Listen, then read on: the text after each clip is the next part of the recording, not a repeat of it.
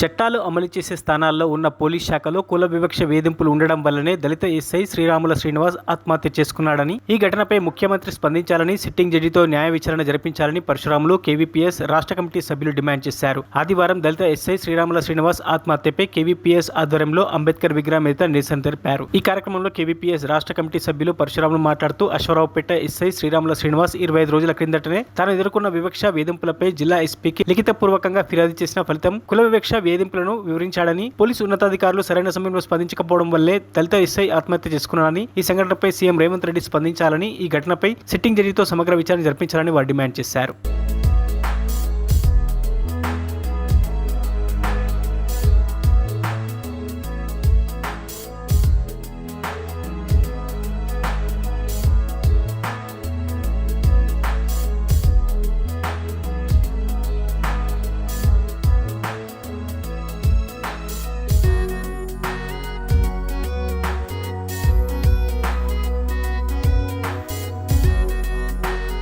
మరిన్ని అప్డేట్స్ కోసం మా ఛానల్ని సబ్స్క్రైబ్ చేయండి.